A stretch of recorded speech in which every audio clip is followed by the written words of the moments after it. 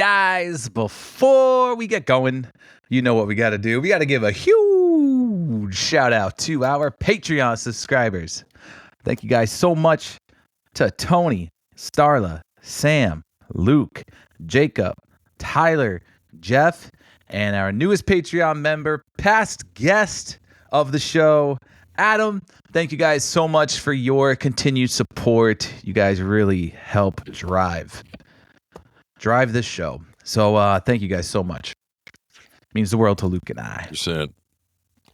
This one, guys, episode 165 about to get underway. We're talking about how long is too long. Also, Carol's inside job. Do we have an inside job? How well could drivers do delivering old school? And of course, everybody's been talking about it. It's been all over social media this past week. The Taylor Swift, Travis Kelce engagement. We got to talk about Luke's girl over there.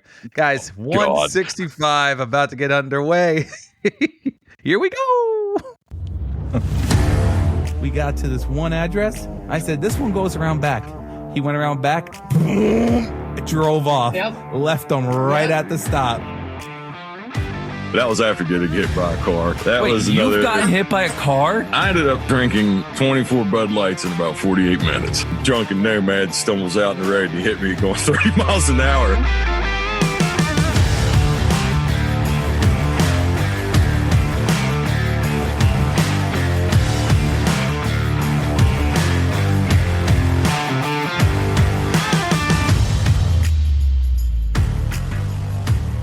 What's up, everybody, and thank you for joining us on another episode of All in the Delivery. This is episode 165. Whew. Yes, we are here, 165. It's getting the number's getting to be you're getting out of breath just saying it. I know. It's insane. It's insane right now. 165. Fuck. 165 episodes, man. This is... No, 5-year period, dude. We just eclipsed a year coming back. So yeah, sorry. I'm a year coming back, 165 episodes. I normally don't do, but yes, it is crazy when you think about it. It is. And a lot of good times though. A lot of good times, a lot of great every person, every guest we've had on, great. Yeah, you know, a lot of relationships made in people that met each other. Like, yeah. It's been a fun fucking ride. Shout out to the Rogans, dude. The Rogans met so many people from our show. Them being a part of this silly podcast that we do. You know what I mean? And here they are making friendships all around the country. I know. It was fucking crazy. Cool, dude. I'm so jealous of them. I'm so jealous that they got to meet all these people, dude. I want to meet so many people. God. And like, that's so like, here's like one thing. Listen, we're going to let you in on a little scoop. Okay. I know this is only 165 and number 200 is just a long ways away, but it's really not at the same time. And like, you know, Luke and I were like, you know, we got to meet up for episode 200. We met up for the 100th episode. So why not meet up for the 200th episode? And, you know, Luke and I were talking about it today. And like I said, we're going to let you in on a little something. All right. We're thinking maybe get an Airbnb somewhere. And we're going to invite fucking everybody. Y'all are invited. Like, come fucking fly, drive, whatever you got to do. We'll disclose the location, you know, when it comes to that time. But I mean, you know, we are definitely planning on it. And I don't know if we got to like do math and plan ahead, like, okay, episode this week, you know, and then where episode 200 will fall. But we want to have a fucking party. We want to meet a lot of you guys so bad. And yeah. We had an idea. Well, I was telling Dave, I was like, the ultimate pipe dream I would have, with doing this would be, it's damn near logistically impossible, but I was like, I always thought to have like, but it's just like this sort of it would be in a smaller realm because obviously it would be incredible because of the people, like I said, if like, it would be incredible to see just the like, just think of all the walks of life the backgrounds, the areas, the states, the other countries. Fuck. I mean, that would be incredible to have. I mean, I'm sitting there thinking, like, off the top of my head, I would love to see, like, Chris Slammer talking to Alex Lane. Oh my God. Paul, you know what I mean? It's just so many, like, I mean, God. But yes, to say with episode 200, we're gonna anybody that would want to try to be a part of that, we're gonna try to figure something out, because it's like there's gonna be it's hard to gauge that, though, because right, there might be a week when something comes up, an emergency, and we won't be able to record an episode, right? So but if we have around the time, you know what I mean, I think we'll have to do this. Like I'm gonna have to look at a calendar, look at every Monday, think about how many more episodes we have until 200, and if we have a month, and if we have a specific month, then I mean, like, we could fucking book something like now if we wanted to, you know what I mean, and like literally try and like plan it, like maybe we'll be at episode 198 would be released, but we'll be there recording 200. You know what I mean? Yeah, I mean, it would be, when this gets released, there'll be 35 more episodes to go. So the hypothetical will be 35 weeks. 35. I know. That's nothing, dude, compared to what we've done. Jesus. Fucking, I piss 35 episodes.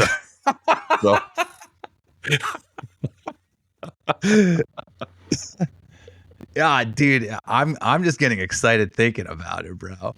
I'm getting so excited thinking about it, man. 200 episodes will be insane. And if we can meet more people, I mean, when we did episode 100, our, like, I would call him number one listener. I mean, number one supporter of the show. This dude's at the top of the list. Like, Tony Cook has been around forever. Top Patreon member. He flew, bro. He flew in to Philadelphia. He flew into Pennsylvania when we were doing episode 100 all the way from Georgia. Philadelphia isn't Pennsylvania, but it was, I just wanted to say that. But he didn't fly to Philadelphia, though. It was, but yeah. And I didn't even want to, like, because I couldn't 100% commit because Ashley was pregnant with Willow, and that was when we had met up. That was like just under a month before her due date, and we were right there. So I even said that to Tony, but Tony, he's such a good dude, and to meet him in person was incredible. And just now, there's not a better guy that you'll find. He's a good dude, and to meet him, it was just like that. It was unreal. Yeah, and to have that moment, and then Nate, Joe, and Amy, and you, and we're sitting there, and we're recording episode 100 in the same room. Vibes were off the fucking walls. They were. It was so sick. It was, God, man. You want to talk about a trail? We trailed the fuck off, but this was a good trail off, because this is something that we really, so we'll just call it. It would be like late spring, early summer. Like, we'll just probably have to just pick a time, even if it's because we can do ourselves. Try to, this is something to try to actually get to bring, dude, we'll get this. We're gonna hammer this out, and when it's time to be fucking, God, we will let people know where to find us. That's getting me excited. I know, dude. Excited. It's so fucking cool. But anyways, buddy, how was your week? Well, it's one of them times where it's not completely over yet as we record, but as far as what I've had coming back from vacation, most people that know that's always rough, and it was so, my sentimental ass, I didn't get to see the drivers off that took the buyout and retired on Friday, because I'd slept in and forgot, and but it was so weird, dude. Like, I walk in there and see different people on their routes, and I don't know who's going to get all the. I know who's going to be my next neighbor, and he's a longtime driver, and he's got because everybody thought I was going to take it. You know how UPS is. It's worse than fucking high school, dude. I had people keep saying, like, you're taking it. The right? rumor mill. No, I can't go home if I'm there because that's strict. Yeah. And I'd heard a rumor of this guy. Shout out to you, Charlie. You might be driving longer than me, but you're Robin and I'm Batman in Whitehall. It's just I've been there. I'm claimed, man. I'm staking the ground, but hell yeah. But Charlie, he's got more seniority than me anyway. So had I wanted it anyway, I couldn't have got it. And but it makes sense for him. He wanted to get out of the hustle and bustle of where he was at. And but yeah, he's a good dude, and he's an old school. I mean, he's a part. We'll bring up the old school stuff later, but he's been around long enough. He's been driving like it'll be. It's like he doesn't operate how like the new age wants you to operate, so to speak. So yeah, he'll be liked. He's an old head. Charlie. He's a good dude. That's okay. Yeah. Hell no. Yeah, he is. And I mean, just with the way I consider myself an old head. Dude, it was right before we started recording. We were saying like we were literally let's go ahead and bring it. Yeah, let's go. We may as well because we were saying how we were the very, very end of this. Yep. And so this was completely today. My diet, I had to go drop my air off. Dave and I both had a later night working. And so I had to go. I had a leaker. I had a fucking damaged box, a Target box of leaking some type of fucking oil that was all over my 7,000 shelf. And so I go back to the building to turn in my air, and I sheet this thing up as damaged. And I don't know if that fucked my board up or whatever it was, but the thing froze and stayed frozen.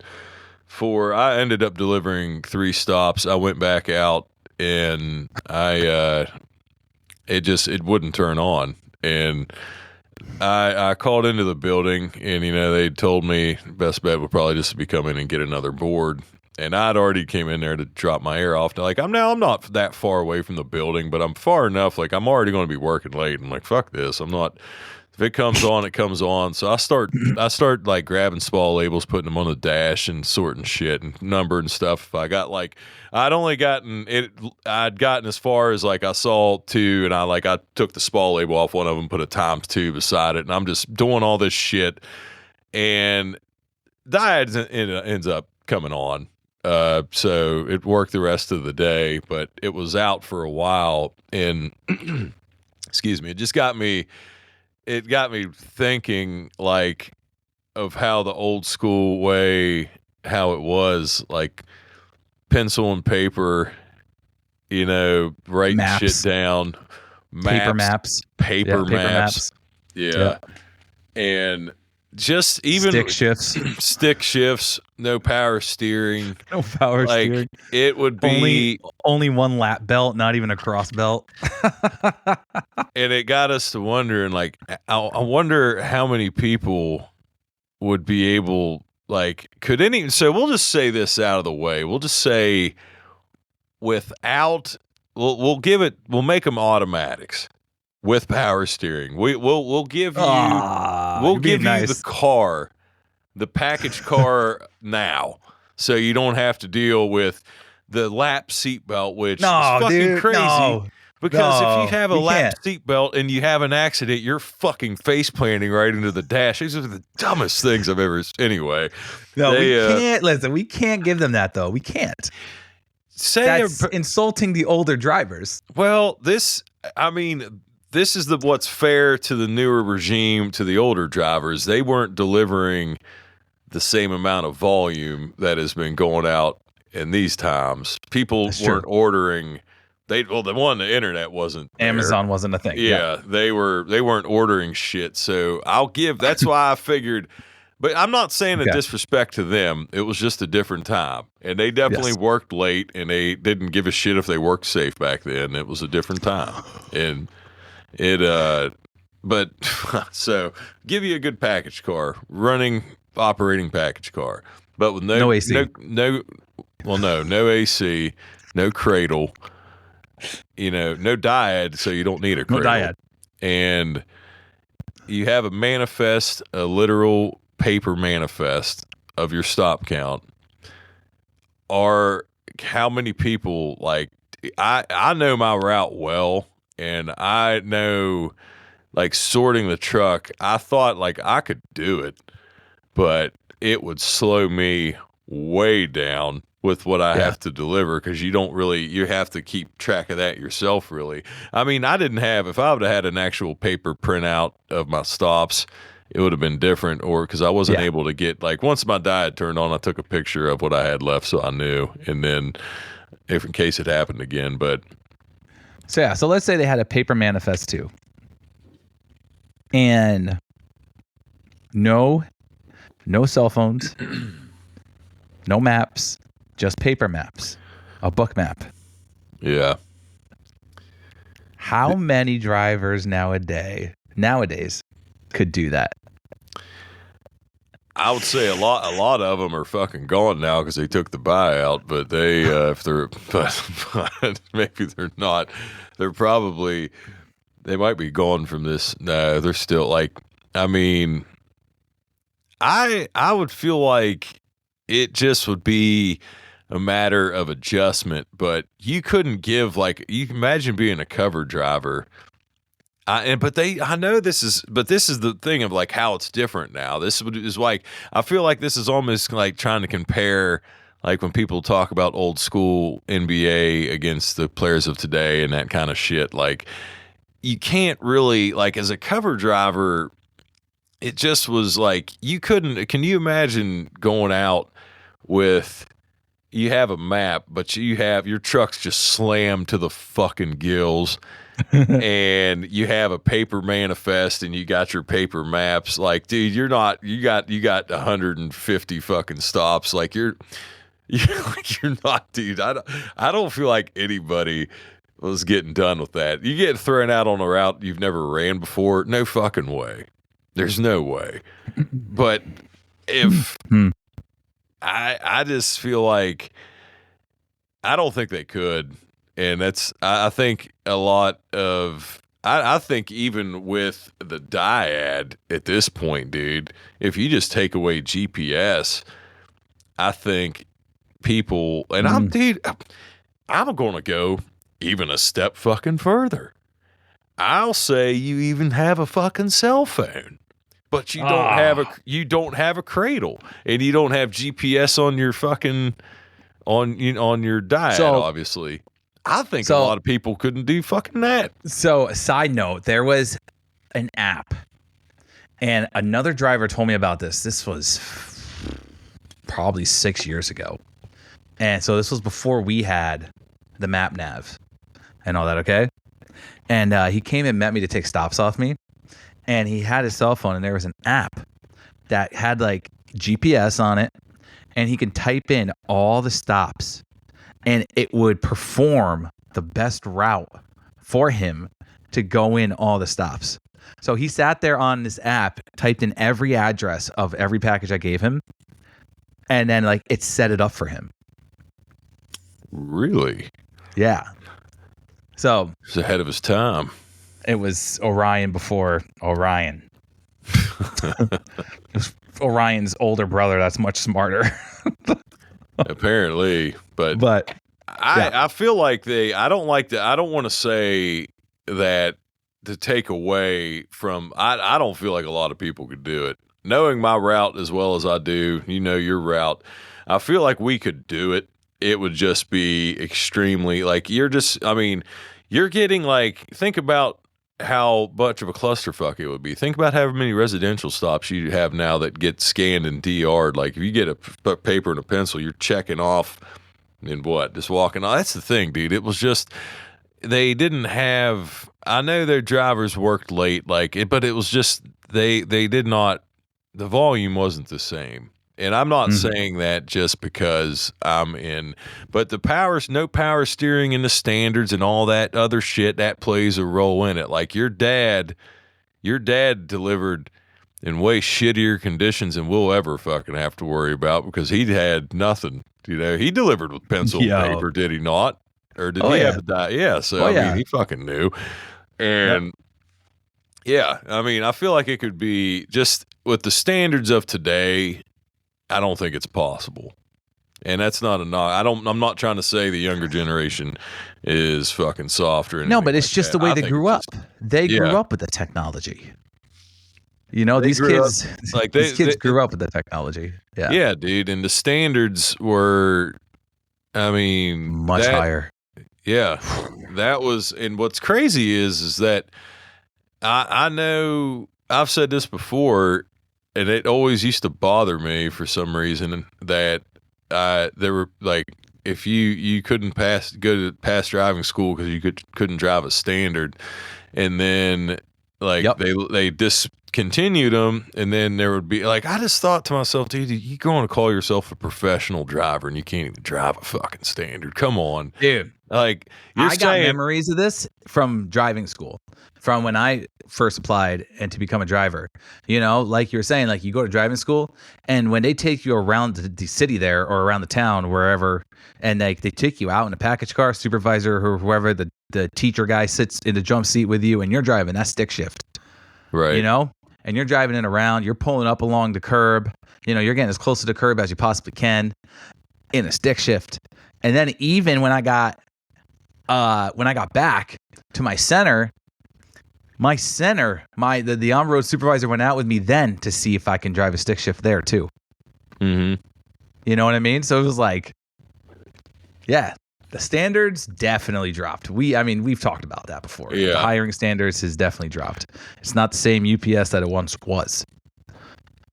But so that's that we can give that a tip to that old generation. But yeah, sorry, I didn't mean to interrupt you, but just to go on the standard, right. Dude, it just is. It I know they're not really, they don't make them that much anymore, but call me a boomer, even though I'm 40.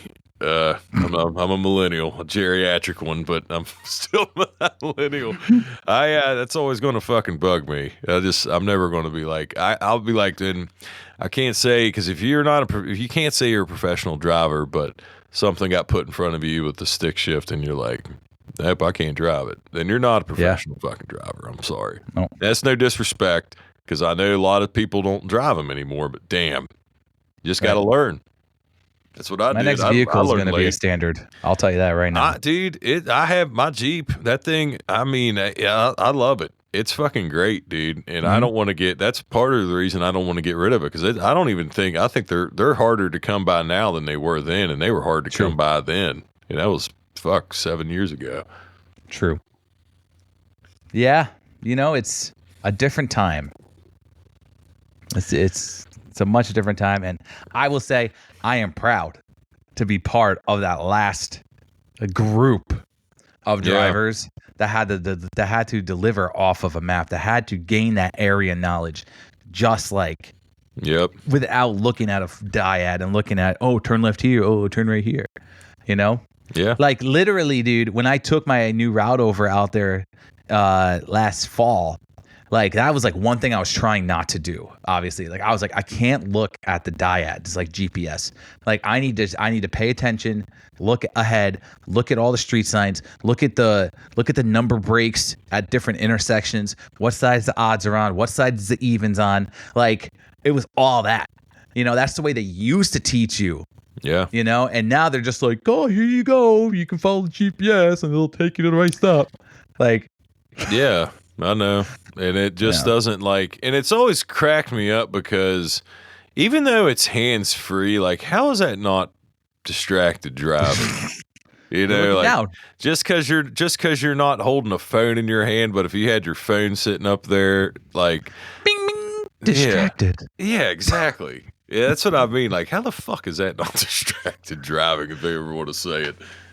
Dude, I had to cough the other day when I was driving. I covered my mouth, even though there's nobody else around me, obviously. But I covered my mouth, and my fucking camera was like, ding ding, distracted. I was like, you motherfucker, shut up. Dude, I flip that camera off every single time it says that. I hope they see it. I hope it takes pictures or something. Oh, I'm sure it does. And I'm just like, fuck you. I'm sure it does, dude. I hope that it does. Fucking things. I know, because they'd have hundreds. You'd have hundreds of fingers. Anyways, I'm sure there's other drivers that do that too. Shut the fuck up. Yeah, dude. That was long-winded. How was your week? That was a long-winded. Okay. How was your week? But we also, we put in the old school segment with it, but that was a very long-winded. Yeah. Yes. It trailed off. It was beautiful. It's good. It's always good. It's okay, man. Off. We're just flowing. We're just flowing. Yes. I gotta start. Can I go ahead and jump into how long is too long? Because I feel like we're talking about old school. And, we were. And to say old school, I almost wanted to see if this was fake or not, but this man, I don't know. I'm gonna have to look him up. I should have did this before we recorded, but he retired at 84 years old after working for 62 years. 62 years at UPS. His name was George Lodovico. Hold on, dude. He said his name was. He's still alive. So we'll say his name is. This employee's name when he still worked at UPS was George Lodovico. George Lodovico. So holy shit. Hold on a second. Let's go ahead. You got it up. Inducted into the UPS Circle of Honor in April of 2025, this year, back in April, for guess how many years of safe driving, bud? Oh my God. 55 years of safe driving. 55 years of safe driving. Fuck. You got to put him in his own. You got to put him in his own sector on that one, dude. That's just not Circle of Honor. That's like ringleader. What the fuck, dude? 55, bro. 55 years. Circle of Honor, dude. If there was a time. My eyes are bulging out of my head right now. I'm shocked. 55 years of safe driving. Man. Dude, I'm 40. That's nuts. That dude's done 15 years longer than I've been alive of safe driving. Yep. 60. George, I tip my hat to you, buddy. Dude, I wonder what. I got it all right here. Are you ready for this? Yeah, please. This is from UPS's website. This is about.ups.com. Okay. When driver George Lodovico clocked in for his very first day at UPS on December 3rd, 1963, gas was 30 cents a gallon, and GPS wasn't even on the drawing board, let alone on dashboards. Fast forward over 6 decades. Yes, decades. And George is still delivering with the same passion he felt on day one. Let's put this into perspective. George recently earned his 55-year Circle of Honor patch. That means 55 years, over a half a century of driving without a single incident, not even a fender bender. That's more than 2 million miles on the road, which is like driving to the moon and back 4 times. Dude. UPS, George says, UPS has been good for me from day one. The benefits are great. The pay is great. All in all, it's just a good job. You should also listen to the podcast All in the Delivery. No, I'm just kidding. He also said, I don't know how to put it. I just enjoy it. George's 61-year journey with UPS is nothing short of extraordinary.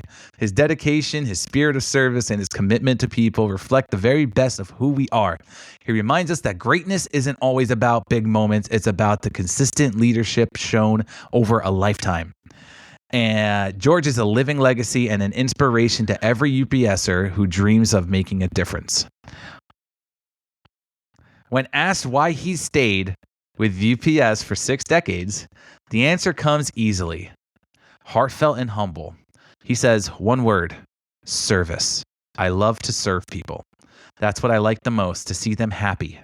George said, people on my route always says, "Hi, George, how are you?" Some of them are like family. So he was a package car driver. No. That's what it appears, yeah. Holy shit. I was wrong. I thought there was no way. George. Jesus, dude. You should see the vans he was driving back then. They're showing these old ass pictures. It is nuts. So George took the buyout in peace, huh? That's a lot of money. Dude, good for him. I know, dude. If he truly he did drive feeder though for a little while, it looks like, according to the photos here. I mean, I guess if somebody truly enjoy, like, I didn't, was he married? Or does he have a family? I don't know. Doesn't say that. I mean, if it's something that truly makes you like, dude, that's crazy to me to think. He was from Jersey. Really? Yeah. It says his commitment to safety hasn't gone unnoticed. Newspapers, members of Congress, and even the state of New Jersey dubbed him the safest man in Jersey. Nice. I mean, I'm retracting a lot of what, because I was seeing this and I was like, the only reason I saw this was on a UPS page on Facebook, that because I just get it, they pop up all the time. But I was saying some comments were brutal, but I wasn't going to like make fun of the dude or anything, but I just don't understand. But if he truly fucking loved what he did, then who am I to say? Good for him. Each your own, you know? It's just like, I couldn't see myself. That's 44 more years for me. That's insane. And I'm 40 now. I don't even think I'm going to fucking make it to 84, dude. Talk about an old head. I hope I do, but I'm not betting the over on that. And I mean, 55 years. So he doubled the Circle of Honor and sprinkled on 5 more years to it for shits and giggles. Whew. I don't even know what to say. It's wild. We gotta get him on. If he look at that old van, dude. Holy shit. Yeah. Fuck. From Earth to the moon and back 4 times. Dude, that I've always thought, like, in my mind, I've always thought to myself how many times I would have been able to drive around the world, because I think I've done it. We've done it. Yeah, we've done it. Like, I think once at least, maybe even twice. But to go to the moon and back 4 fucking times. Yeah. Dude, we ain't even close. I don't think we're even close to the moon driving with our miles yet. God, dude, that's crazy. Insane. I mean, that is the ultimate old head right there. I mean, that dude, I don't know what. Nothing. Oh, I'll tell you after. Okay. I told Dave jokingly, I said, there's no way he was still a package car driver. I was like, he said, because I was telling Dave about with, he had a stop a few months ago where it was like this gazebo thing, and he was delivering like fucking wood or parts to it. So basically he's just delivering dresser size heavy ass boxes that were like 100 pounds a piece. And I thought, like, dude, how's an 80-some-year-old man going to do this? And Dave says, "I'll just call for assistance." And then I kind of jokingly said, I was like, dude, He'll say, going to call in the neighbor route and say he's got an over 30 here. But I'm not going to shit on George, dude, because you go to the moon 4 times back in 55 years of safe driving. I've had more wrecks in fucking 12 We're years. We're totally than going to George. get this guy on, bro. Oh, my God. You were clean. I'll tell you what, folks, when I see this look on Dave's face, it's going to get done. Oh, yeah. Determined. So, let me see here. What? Yo, shout out to George. Yo, everyone be like George Lodovico. Everybody be like George. George, you need to come on here, buddy. We would love to have you on the show. Talk about your journey with the company and UPS. And congratulations, man. That's an incredible feat, though. 55 years of safe driving. That's incredible. Especially in the state of Jersey. We all know Jersey drivers suck. Man. Yeah. This dude's a legend. Most of them fucking come, a lot of them come to WVU, so I had to deal with their drivers plenty when I was living up there. Except the Jersey UPS drivers. You guys are good. Come on. We love you guys. Yeah. Anyways. But how long is too long? You know, it's just what he said, though. Like, there's one reason why he didn't left. Like, there's one reason why he never left. Was because he loved to service people. Like, when it comes to like something like that, being in the same shoes that he is and doing the same job that he once, you know, was doing for 50 or longer, 61 years, 62, like, 60. Yeah.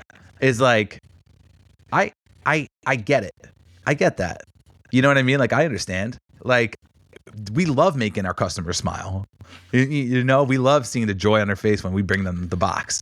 Absolutely. I mean, I think I've talked about it on here too, and it's like Christmas time, dude. Like, I love like when the parents are like, "Oh, it's a Christmas gift. Put it, you know, here, put it in the garage for me quick." You know what I mean? And they'll run and open up at the garage door, and you're just knowing in your head like there's gonna be a kid that's gonna Christmas morning wake up and have the hugest smile on their face because you just delivered like the best gift for like that Christmas. You know what I mean? Oh, absolutely. So, well, yeah. I think I said it to Moore in the Discord chat today. It was that the subject was being talked about, and I literally, and I'll say it here because it is. I said there's not a better compliment from your customers when you're gone for a little bit and you come back. Now, mind you, this didn't happen this week, so Kirkland, you're good. Shout out to you, buddy, if you're listening to this.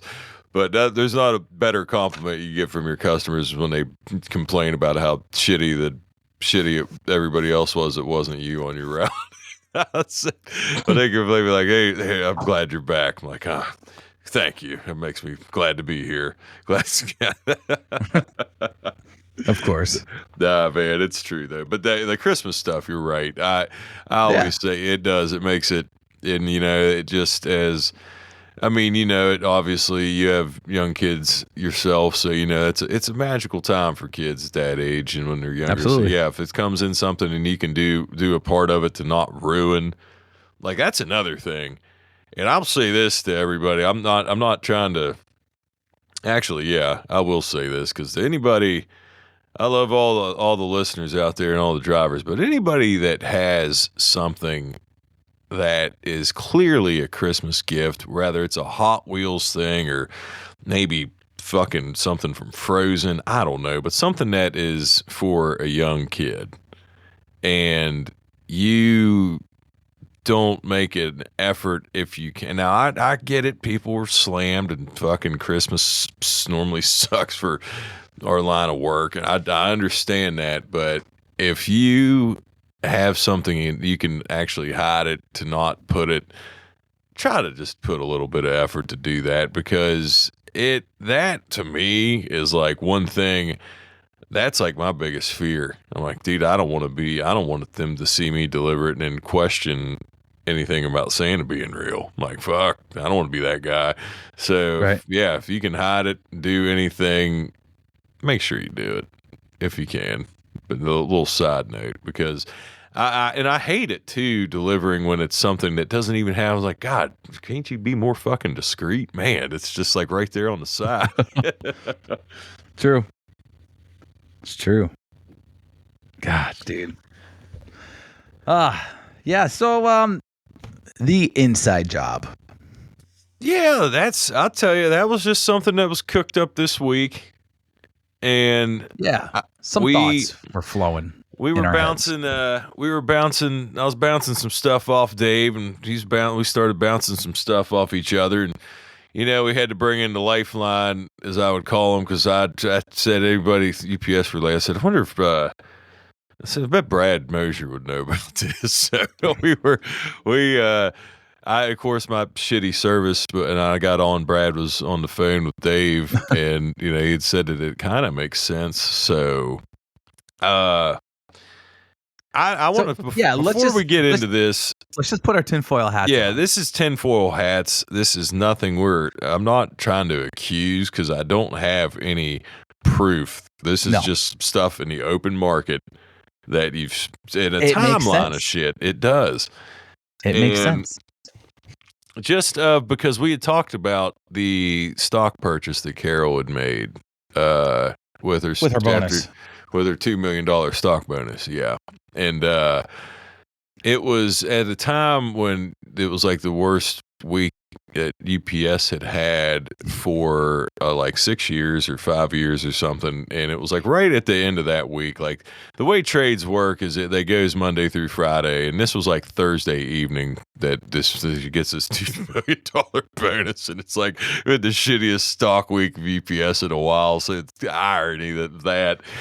And then the next day on Friday, she'd put like $1 million-ish of that into the open market on UPS stock. Now, like, people could just say, like, there's a term called buying the dip that, when something's down, you buy into it, which makes sense. But, I've been newly invested in stocks. I never was much. I kind of was a little bit of a stock guy before, and I didn't mess with it for a long time. But I started, it's so easy to track stuff because there's apps out there. I mean, Cash App you can do stocks on. So there's it's the information. So it just made me not a sponsor. Yeah, not a sponsor. But there you go, Cash App. But So I'll go ahead and put this up here because I'd thought with this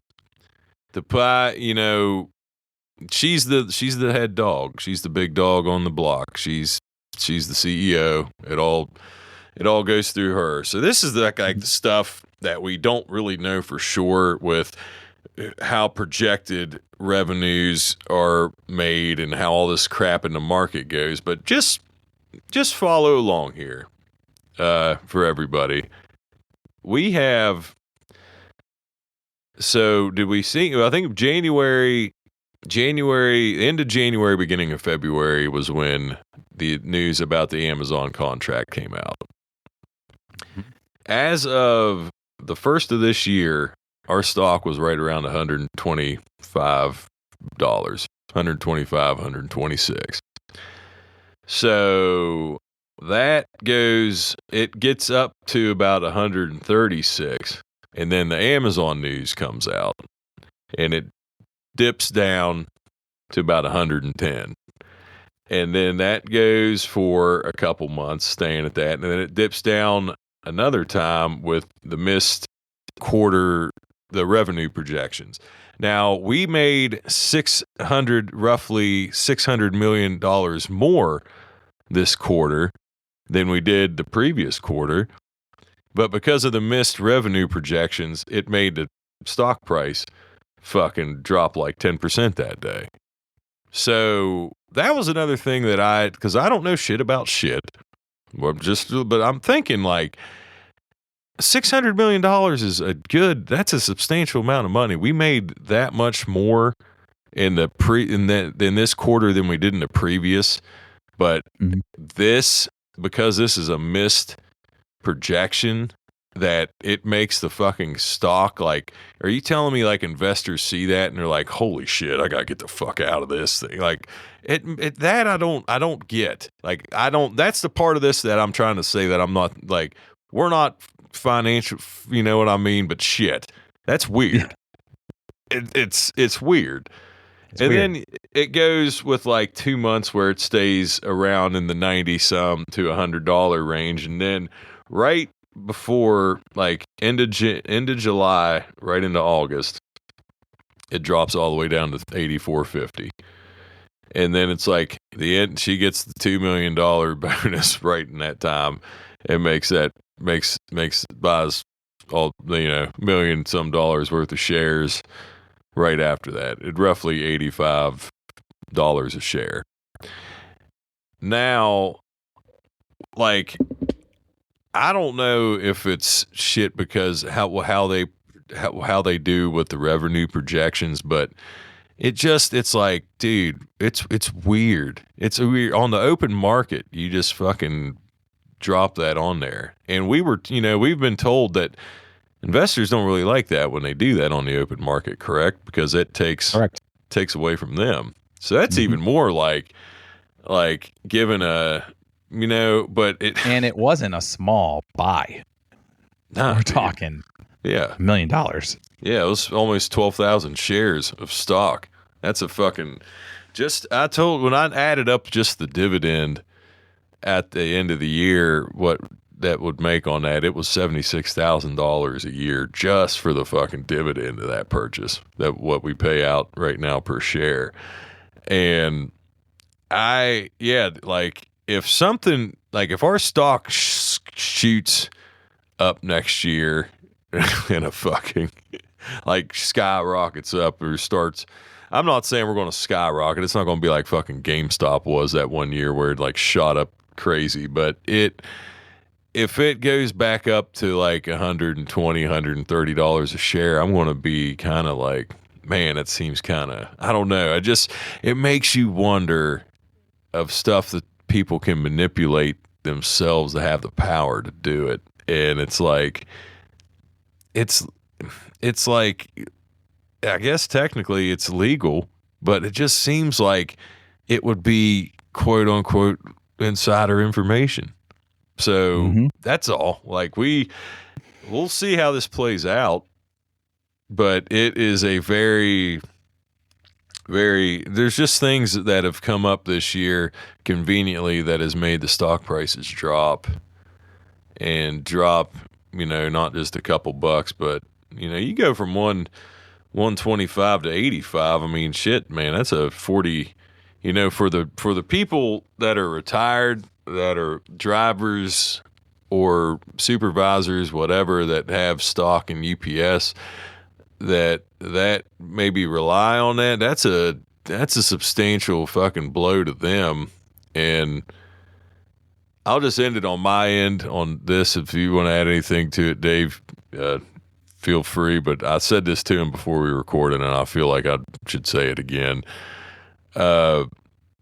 If it does shoot back up and goes back up to big numbers, I said the crappy thing is the people that would benefit the most from it aren't the people that necessarily deserve it. And I'm not talking about Carol. I'm talking about people just outside, you know, big Wall Street stuff, people that it's on the backs of the laborers, but that's the way of the world. I'm not trying to give a fucking lesson on that. People, I'm just saying, as we've said before, with the TikTok trolls that always bitched about how much we make, ain't none of us got $1 million we're going to put and just throw in so there's another level, you know, call it the elite level, but they don't deserve to benefit as much as the fucking work. Anyways, sorry. Right. So really, like, more with the tinfoil hat part of it, it's like, it's interesting because she announces that, you know, we're cutting Amazon back. Okay. That the stock drops. Then she announces about how the quarterly earnings situation, stocks drop again. Then she buys stock at one of the lowest points UPS has ever been on the stock market. In a while. In a long time. Yeah. In a long time. And then she buys lots of it, lots of stock right on the open market. All right. So now this is where it's like, you know, are they going to now set the next quarterly earnings for this like upcoming holiday season? Is it going to be so low because we didn't quite make it this past quarter? Is it going to be so low that she knows we're going to blow it right out of the fucking water? And then as soon as we blow it out of the water, they're going to say, like, look at our quarterly earnings. It was great. We exceeded the expectation by miles. And then all of a sudden, stock soars. Our stock soars back up again. And she's even more of a millionaire. Like, it just makes sense. It just makes sense that she knows she can manipulate the UPS stock. It just makes sense. So I feel like people in that positions, that's what, I feel like it's not just, it isn't pointed solely at her because it definitely happens, but man, yeah, it makes you wonder. I just, yeah. Well, I mean, time will tell. We'll see. I just sent you a picture of the projected of what and it is the expected is lower than what the last 2 quarters have been, like much Which lower. Is crazy because guess what's coming up? Fucking peak season. Yeah, I know, man. Dude, it just makes sense. Mm-hmm. Like are we going with the app? Like they said, there's that app out there that tells you it'll buy you stocks at whatever Nancy Pelosi buys. Are we putting Carol going to that route? We're just going to start. I mean, I don't know. Dude. Listen. Maybe she's just trying to make us all rich. Right. If that happens, good for her. Shit. Like that. Well, it's just if it happens, but it's like the only part of it that bothers me too is it's like it'll happen, but there's going to be people, both sides that suffer from this, management and union. And maybe probably more so for management side, but it's going to, we'll see. We'll see. I hate to be doom and gloomy about it, but I'm not optimistic about but we'll see how this all plays out. Though. It's crazy times, man. Crazy times. Such crazy times. Taylor Swift and Travis Kelce are engaged. Which if Taylor Swift finally did it. If Taylor Swift bought 11,000 shares of UPS stock, I bet it would fucking shoot up overnight. Yeah, it would. Somebody said it. Well, a lot of people said it, I'm sure. But boy, if Travis Kelce and Taylor Swift get divorced, that love song is going to be immaculate. That's going to be one hell of a song. The only thing, one of the best fucking memes I've seen yet, and I don't know, did you ever watch a lot of Seinfeld? Oh, yeah. Okay. Danielle loves it. Like, that's her favorite show. Nice. So, I can't remember what her name is, but you remember when George was going to marry, Susan, was that her name, I think?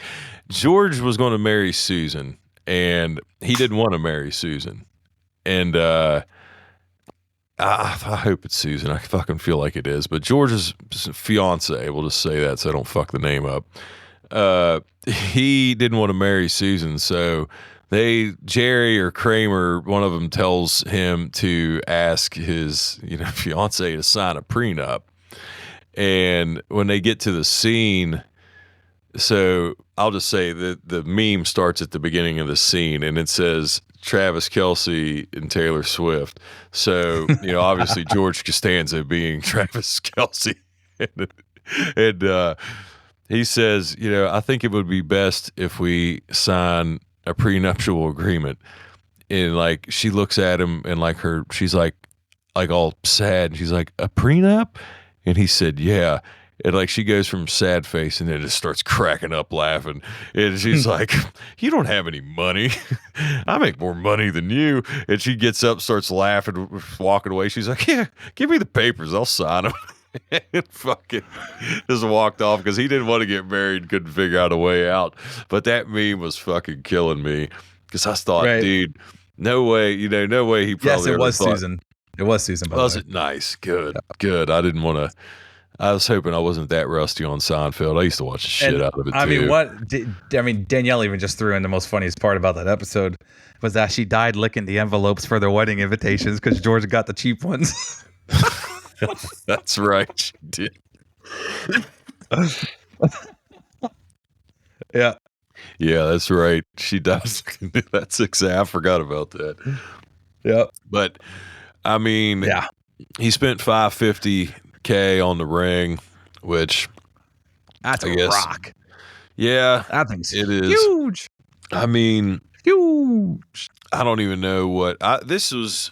I know I mentioned a little bit about it last week, so I won't go too much into it because of Taylor Swift just pissing off people and not people wanting to, because the wedding though is going to be like, they were talking about, there were people asking like, or saying it would be amazing if they would live stream their wedding and put it on like fucking YouTube or something. And I thought, dude, these they could people, make a ton more money if they did that.